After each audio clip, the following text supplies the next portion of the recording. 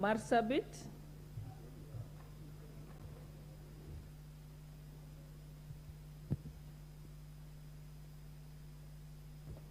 Thank you, Madam Speaker, for allowing me to add my voice to this very important debate on the presidential speech. But before I get into that, Madam Speaker, I want to congratulate you and also our speaker. I also want to congratulate our president and the deputy president for running a very serious campaign and for winning the elections and for all that is in place now. I thank God for giving me the opportunity to be here in the 13th Parliament, as I thank the people of Marsabit for electing me and for giving me the opportunity to sit in Parliament, in 13th Parliament, on their behalf. Madam Speaker, the presidential speech was one of the best from my experience, and he spoke on the matters that affects every Kenyan, matters that has been affecting us. And for the last few years, Kenyans have faced challenges due to COVID-19, poor economy, the drought that is affecting, and they needed to hear that message of hope from the president. And so the message came at the right time, whereby Kenyans were eagerly waiting, and he spoke to the issues that affect us, as I said. He was able to cover every part of the country in his speech. He also, in the brief speech, he was able to demonstrate high quality of leadership with good understanding and showing people that he's ready to keep the promises that he made during campaigns.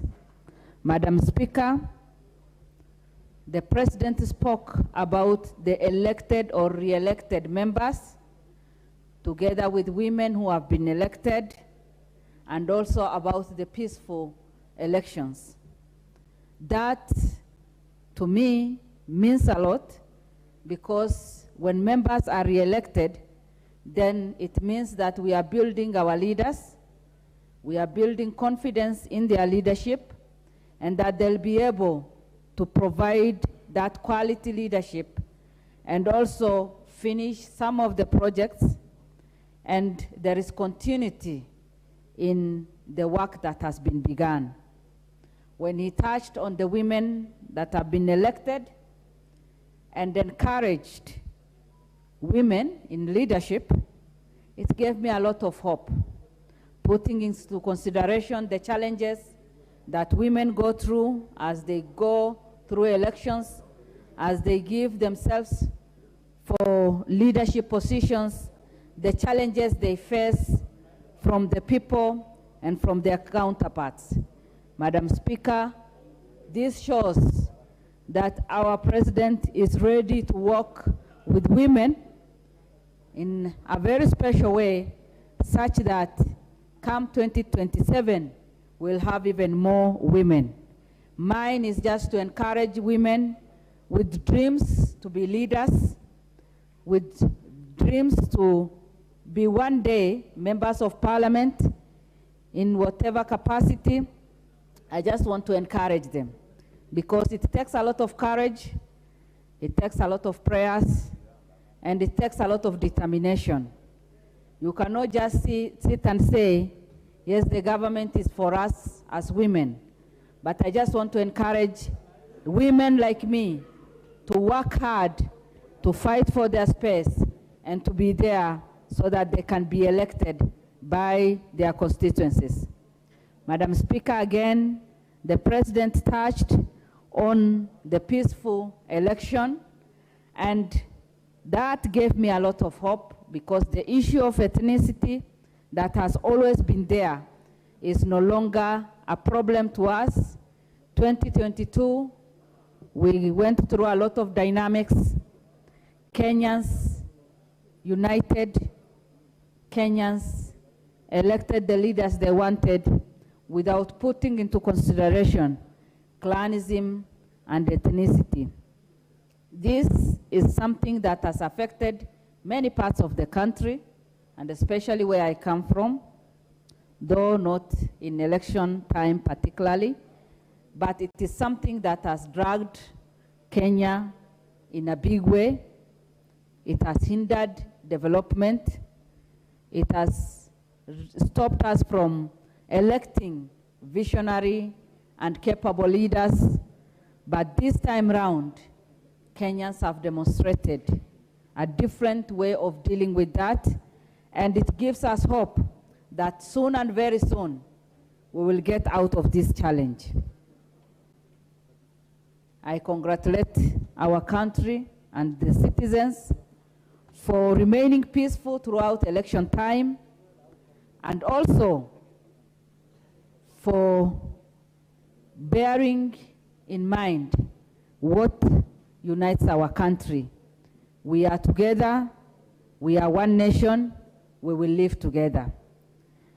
It has given us a good example of taking care of each other and being your brother's keeper.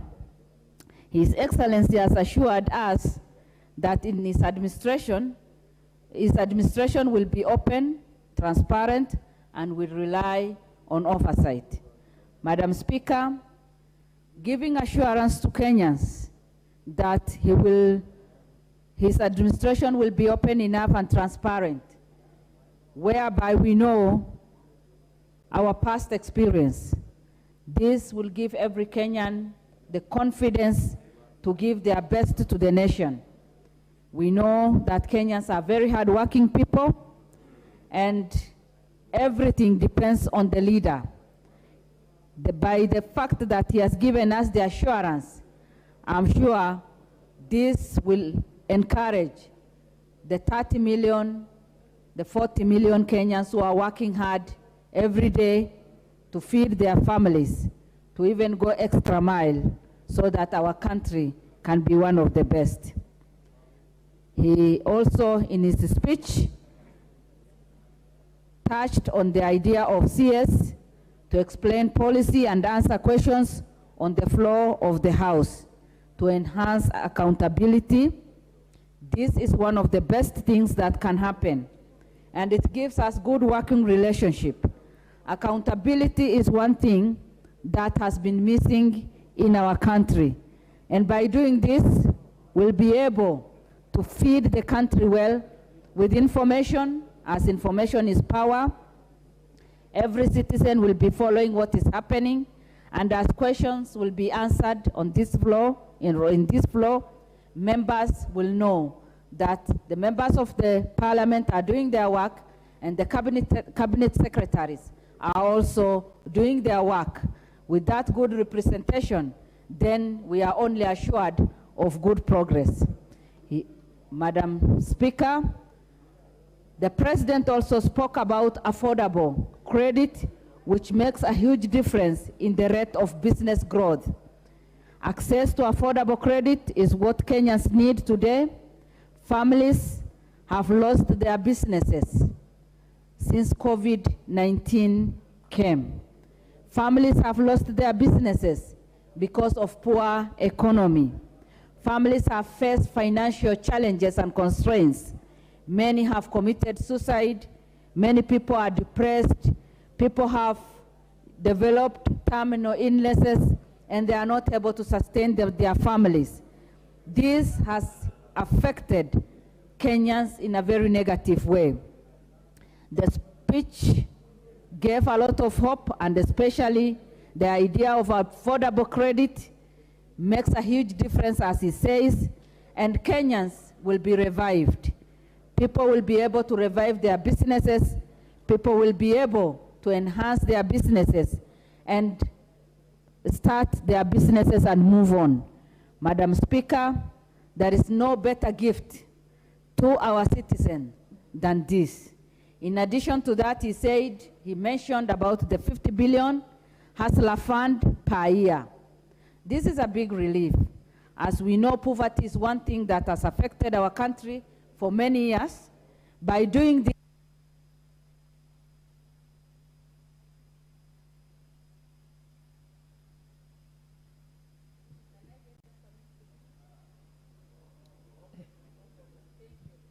Honorable Member for Sabatia constituency.